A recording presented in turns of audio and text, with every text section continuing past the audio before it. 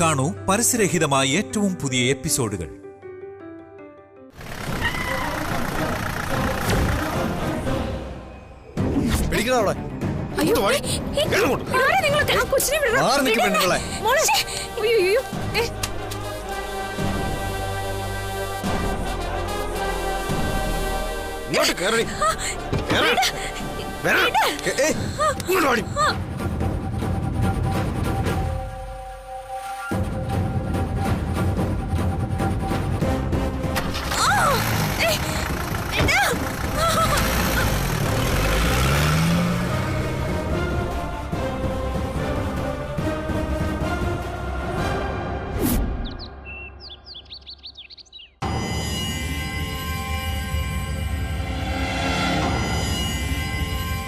കണ്ണ ചോദ്യം ഇതുവരെ വന്നിട്ടില്ലോടാ.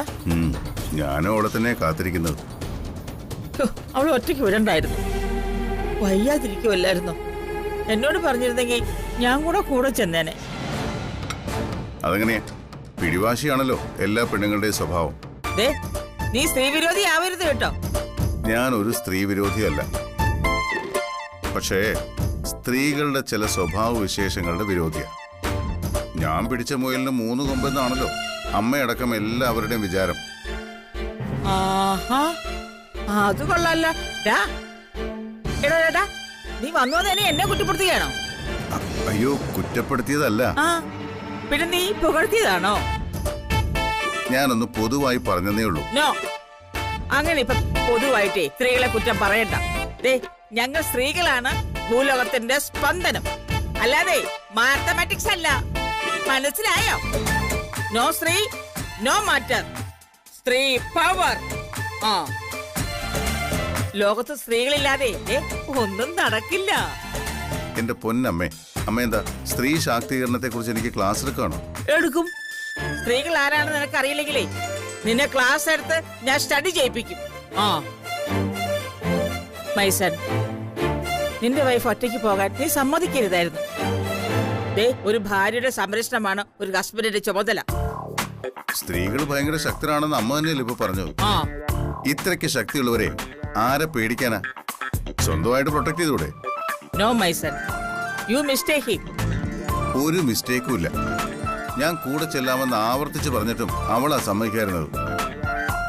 അമ്മയുടെ മരുമോള് ചെയ്ത കുറ്റത്തിന് വെറുതെ എന്നെ വഴക്ക് പറയരുത്. മരുമോള് വരുമ്പോ നേരിട്ടങ്ങ് ചോദിച്ചാ മതി. എടാ കണ്ണ, അവക്ക് നല്ല പേടിയുണ്ടടാ. എന്തിന്? ആ പോലീസില്ലേ നിന്നെ പിടിച്ച് ജയിലിലിടുവോന്ന്. അതുകൊണ്ടായി പ്രാർത്ഥനയും വഴിപാടും ഒക്കെ. അവളെ ഇതുവരെ കണ്ടില്ലല്ലോടാ. അമ്മ വിഷമിക്കണ്ട, അവളിപ്പോ ഇങ്ങെത്തും. അടുത്തുള്ള ക്ഷേത്രം ആയതുകൊണ്ടാ ഞാൻ ഒറ്റയ്ക്ക് പോകാൻ സമ്മതിച്ചത്. സംസാരിച്ചോണ്ട് എന്റെ ചായ തണുത്തു. അമ്മ പോയി ഒരു ചായ കൂടി എനിക്ക് തരാൻ അവരോട് പറയും. സോറി, ഞങ്ങൾ ഇവിടെ ചായക്കടയൊന്നും നടത്തുന്നില്ല. രാവിലെ ഒരു ചായ കുടിച്ചാൽ മതി കേട്ടോ. അമ്മേ, ഞാൻ ഒരു ചായ പോലും കുടിച്ചില്ല. ഒരുപാട് ചായ കുടിക്കുന്നതേ ഡേഞ്ചർ ആണെന്നേ ഒരു ലേഡി ടി വി പറയുന്നുണ്ടായിരുന്നു. അതുകൊണ്ട് ചായ ഞാൻ തരില്ല. അമ്മേ, കുമ്മ പോയ എന്റെ മരുമകളെ വിളിച്ചോണ്ട് വാടാ, എന്നിട്ട് മതി ചായ. അല്ല പിന്നെ ചായ. ഈ അമ്മയുടെ ഒരു കാര്യം.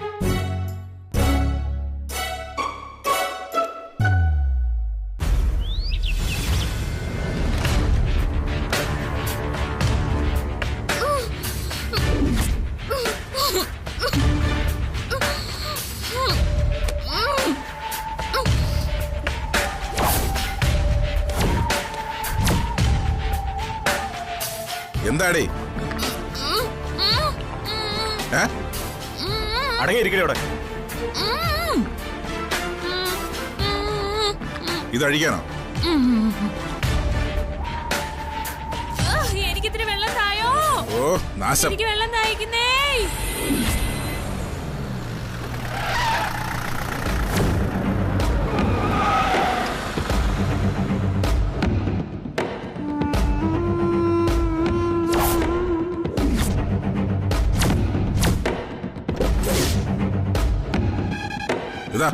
കൈയഴിച്ചു വിടാതെ ഞാനെങ്ങനെ വെള്ളം കുടിക്കാനാ? ഞാൻ മുതുകാടിന്റെ ശിക്ഷയൊന്നുമല്ല. താനൊന്ന് അഴിച്ചിട്, നല്ല വെള്ളം കുടിക്കാൻ പറ്റൂ. പറഞ്ഞു കേട്ടില്ലേ? കൈ അഴിച്ചു വിടാൻ. ഡാടാ അഴിക്കല്ലേ, ഇതൊക്കെ അവളുടെ നമ്പറാ.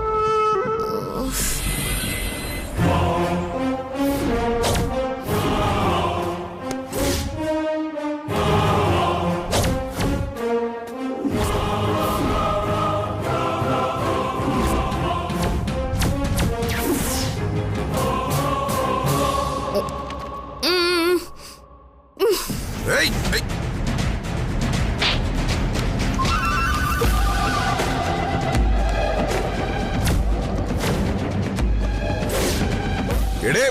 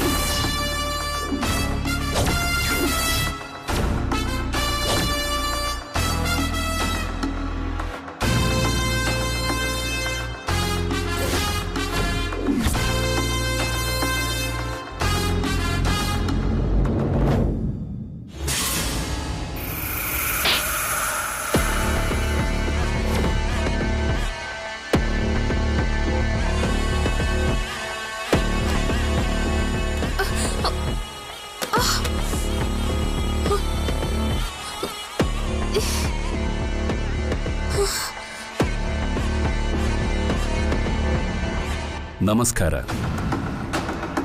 ಸೌಖ್ಯನೇನಾ ಜ್ಯೋತಿಮಾ? ಮನೆಯಲ್ಲಿ ಎಲ್ಲರೂ ಚೆನ್ನಾಗಿದ್ದಾರಾ? ಓ, ನಿನಗೆ ಕನ್ನಡ ಗೊತ್ತಿಲ್ವಾ? ಸರಿ ಸರಿ, ನಾನು ನಿಮ್ಮೊಂದಿಗೆ ಮಲಯಾಳಂನಲ್ಲಿ ಮಾತನಾಡುತ್ತೇನೆ. മനസ്സിലായില്ലല്ലേ? എന്നെ ജ്യോതിക്ക് തീരെ മനസ്സിലായില്ല. ജ്യോതിക്ക് കന്നഡ അറിയില്ലെങ്കിലും എനിക്ക് മലയാളം നല്ല പച്ച വെള്ളം പോലെ അറിയാം. I am Vignesh, MP Vignesh.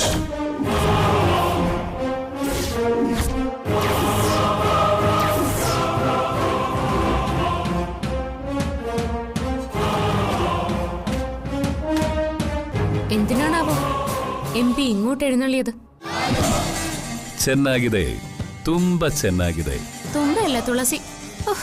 മനുഷ്യർക്ക് മനസ്സിലാവുന്ന ഭാഷയിലൊന്ന് പറ മാഷേ. ജ്യോതിമ, ഞാൻ നിന്നെ കാണാൻ വന്നത് നിന്റെ തമാശ കേൾക്കാനല്ല, നിന്റെ DK കൊല്ലാനാ. അവൻ എന്നോടൊരു നെറുകേട് കാണിച്ചു. ഒരുപാട് ആളുകളുടെ മുന്നിൽ എന്നെ മാനം കെടുത്തി. അവൻ മാത്രമല്ല, അതിൽ നീയും കൂടി ഉണ്ടായിരുന്നു. അതുകൊണ്ട് അതിന്റെ ഫലം നീയും കൂടി അനുഭവിക്കണം. അമല, അവളെ ഞാൻ ഒരുപാട് ആഗ്രഹിച്ചതാ. പക്ഷേ ഞങ്ങളുടെ കല്യാണ ദിവസം എന്റെ അമ്മയും മന്ത്രിമാരും MP-മാരും സമൂഹത്തിലെ ഉന്നതന്മാരും മുഖ്യമന്ത്രിയും എന്റെ കല്യാണം കാണാൻ കാത്തിരിക്കുമ്പോ കല്യാണ മണ്ഡപത്തിൽ നിന്ന് നീയും നിന്റെ ഭർത്താവും കൂടി അവളെ തട്ടിക്കൊണ്ടുപോയി.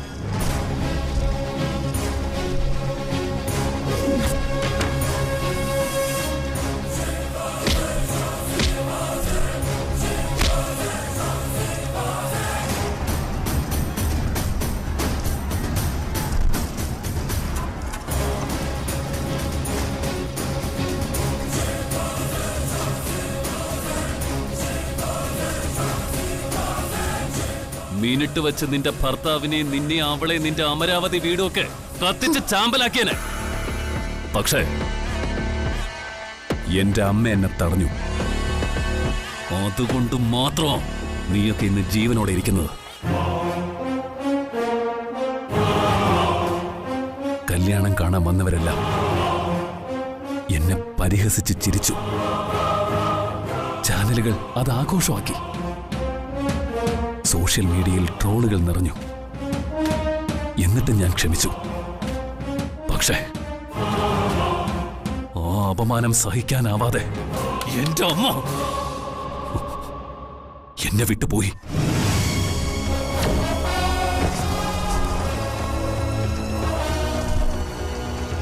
അതിന് കാരണം നീയും നിന്റെ ഭർത്താവുക. കൊല്ലും, നിന്നെ എല്ലാം ഞാൻ കൊല്ലും. അത് പക്ഷെ ഒറ്റയടിക്കല്ല, ഇഞ്ചിഞ്ചായി. ഞാൻ അനുഭവിച്ചതെല്ലാം അവനും അനുഭവിക്കണം. അവന്റെ കുടുംബം മുഴുവൻ തകർത്ത് തരിപ്പണമാക്കും ഞാൻ. മക്കളും മരുമക്കളും, അവൻ ജീവനെപ്പോലെ സ്നേഹിക്കുന്ന അവന്റെ അമ്മയും ഓരോരുത്തരെയായി ഞാൻ തീർക്കും. എന്റെ ഏട്ടനെ നിനക്കറിയില്ല. നിനക്കൊന്ന് തൊടാൻ പോലും കഴിയില്ല. അങ്ങനെ എന്തെങ്കിലും ചിന്തിച്ചാ നീ പിന്നെ ജീവനോടെ ഈ ഭൂമിയിൽ ഉണ്ടാവില്ല. ഇഷ്ടപ്പെട്ടു. എനിക്ക് നിന്നെ നല്ലതുപോലെ ഇഷ്ടപ്പെട്ടു. ഒരു കാര്യം നീ ഓർത്തോ, എന്റെ പെണ്ണിനെ അവൻ കൊണ്ടുപോയതിന് പകരം നിന്നെ തൂക്കിയെടുത്തു കൊണ്ടുപോയി ബോംബെയിലെ തെരുവുകളിൽ എറിഞ്ഞു കൊടുക്കാൻ എനിക്ക് ഒരു നിമിഷം മതി. ചോര ഒരുപാട് പുരണ്ട കയ്യായത്. കൊല്ലാൻ അറപ്പില്ലാത്തവനാ. അതിനിപ്പോ ഞാൻ എന്ത് വേണം? അല്ല, തനിക്കിപ്പോ എന്താ വേണ്ടത്? എന്നെ കൊല്ലണോ? എന്നാ കൊല്ല്. നിന്നെ കൊല്ലാൻ എനിക്ക് നിന്റെ അനുവാദം വേണ്ട.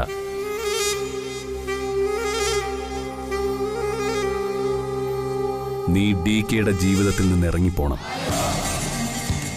നീ മാത്രമല്ല, ഓരോരുത്തരായി അവന്റെ ജീവിതത്തിൽ നിന്ന് ഇല്ലാതാവണം.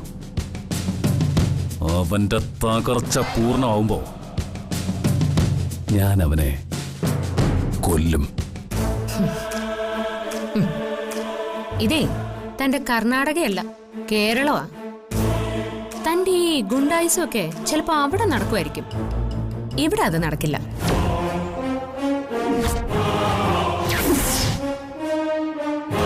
പിന്നെ അമലയെ ഞങ്ങൾ കൊണ്ടുവന്നത് അത് അവള് പറഞ്ഞിട്ട് തന്നെയാ. അവൾക്ക് നിങ്ങളെ ഇഷ്ടമല്ലായിരുന്നു. അതിന്റെ പേരില് നിങ്ങൾക്ക് കുറച്ച് അപമാനമൊക്കെ സഹിക്കേണ്ടി വന്നിട്ടുണ്ട്. അമ്മയും നഷ്ടപ്പെട്ടു. അതിനൊക്കെ ഞങ്ങൾ ക്ഷമ ചോദിക്കുക. നീ പറഞ്ഞ ക്ഷമയൊന്നും എന്റെ മനസ്സിലെ കലിയുടെ കനലണക്കില്ല.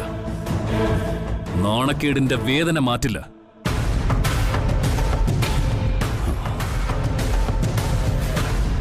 ഞാൻ എന്റെ പ്രതികാരം ഉപേക്ഷിച്ച് തിരിച്ചു പോവാം. നീയും നിന്റെ ഭർത്താവും കാരണം മരിച്ചുപോയ എന്റെ അമ്മയെ, എന്റെ ദൈവത്തെ തിരിച്ചു തരാൻ പറ്റുമോ നിനക്ക്? പറ്റുമോ?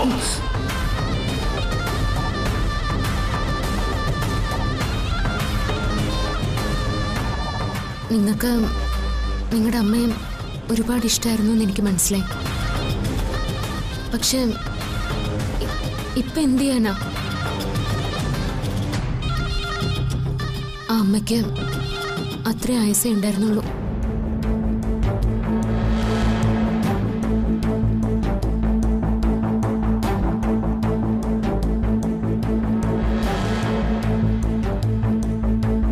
നിങ്ങളൊരു MP അല്ലേ? അതിന്റെ ഒരു അന്തസ്സെങ്കിലും കാണിക്കണ്ടേ? ഇങ്ങനെ ഒരു പെണ്ണിന് വേണ്ടി പ്രതികാരം കൊണ്ട് ഇവിടം വരെ വരാൻ നാണാവുന്നില്ലേ നിങ്ങൾക്ക്? നീ ഇനി എന്തൊക്കെ പറഞ്ഞാലും എന്റെ തീരുമാനത്തിൽ മാറ്റമൊന്നുമില്ല. അതൊക്കെ ഞാൻ നടപ്പാക്കിയിരിക്കും. നീ ഇപ്പൊ പൊയ്ക്കോ.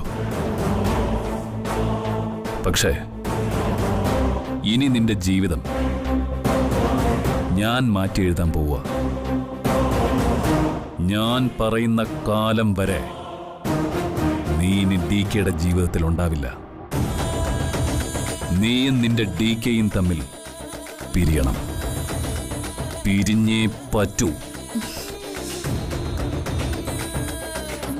ഇല്ലെങ്കിൽ എല്ലാത്തിനെയും ചുട്ട് ചാമ്പലാക്കി നിന്റെ അമരാവതിയുടെ അടിത്തറ ഇളക്കിയിട്ടേ ഞാൻ പോവൂ. ആലോചിക്ക. വളരെ ആലോചിച്ച് നീ ഒരു തീരുമാനം പറഞ്ഞാൽ മതി. പക്ഷേ ഇപ്പം ഞാൻ പറഞ്ഞ ഈ കാര്യങ്ങൾ മറ്റാരും അറിയാൻ പാടില്ല. അറിഞ്ഞാൽ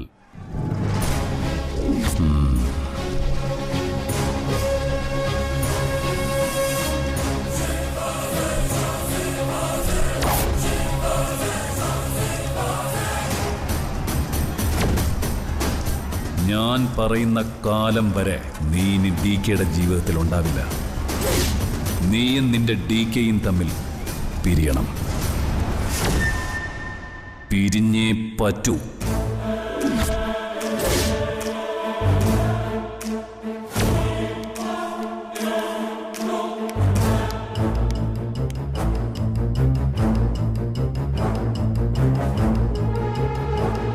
ഈശ്വര, എന്ത് ചെയ്യും ഞാൻ?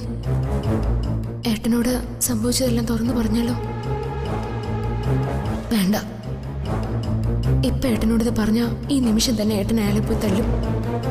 ഇല്ലാത്ത പ്രശ്നങ്ങളെല്ലാം ഉണ്ടാവും.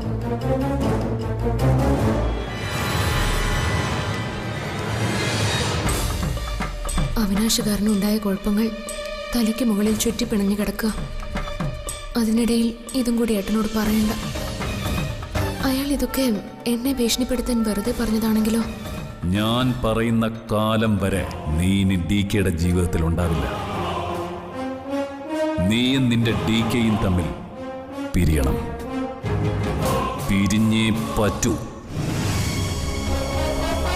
ഇല്ലെങ്കിൽ എല്ലാത്തിനെയും ചുട്ട് ചാമ്പലാക്കി നിന്റെ അമരാവതിയുടെ അടിത്തറ ഇളക്കിയിട്ടേ ഞാൻ പോവൂ. പക്ഷേ അയാളുടെ ഭാവം കണ്ടിട്ട് എനിക്ക് അങ്ങനെ തോന്നുന്നില്ല. അല്ല, ഒരു MP ഒക്കെ ഇങ്ങനെ ഒന്ന് ഭീഷണിപ്പെടുത്തൂ? എന്നോട് ഏട്ടൻ്റെ ലൈഫിൽ നിന്ന് ഇറങ്ങിപ്പോവാൻ അയാൾക്ക് പറയാൻ എങ്ങനെ ധൈര്യം വന്നു? അമലയ്ക്ക് അയാളെ വേണ്ടാത്തതിന് ഞങ്ങൾ എന്ത് പഴിച്ചു? അവൻ പറഞ്ഞതിന് അവനെ പിടിച്ച് പഞ്ചറാക്കുക വേണ്ടത്. പറഞ്ഞാലോ? അല്ലെങ്കിൽ വേണ്ട. അയാൾ എന്നെ ഒന്ന് ഭീഷണിപ്പെടുത്താൻ വന്നു. ഭീഷണിക്ക് ഞാൻ വഴങ്ങില്ലെന്ന് ഇപ്പം അയാൾക്ക് മനസ്സിലായി കാണും. പൊയ്ക്കോട്ടെ. ഇനി എന്തെങ്കിലും ഇതുപോലെ ഉണ്ടായാൽ അപ്പം പറയാം.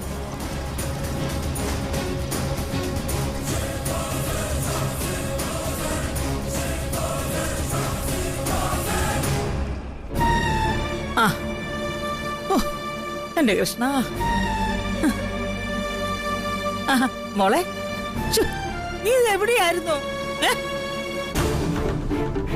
എന്ത് പറ്റി ബേട്ടി? എന്താ നിന്റെ മുഖം പാടിയിരിക്കുന്നേ? ചോദിച്ചത് കേട്ടില്ലേ? അമ്മ എന്താ ചോദിച്ചേ? ഇതായിപ്പോ നന്നായത്. നീ അമ്പലത്തിൽ പോയിട്ട് വന്നാണോ അതോ വേറെ വല്ലയിടത്തും പോയതാണോ? അല്ല, ഞാൻ അമ്പലത്തിൽ തന്നെ പോയതാ. ആണോ? കണ്ടിട്ട് പേടിച്ച് ടെൻഷൻ അടിച്ച പോലെ ഉണ്ടല്ലോ. ഏയ്, ടെൻഷനോ? എനിക്ക് ടെൻഷനൊന്നുമില്ല. അമ്മയ്ക്ക് വെറുതെ തോന്നുന്നതാ. അല്ല, നീ ഇത്രയും നേരം താമസിച്ചത് എന്താ?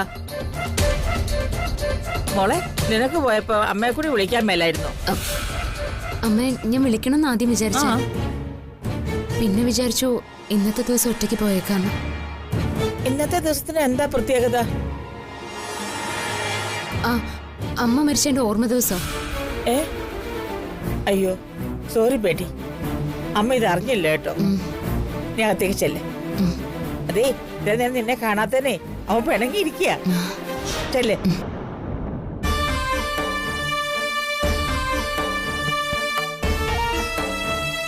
പാവം കൊച്ച്.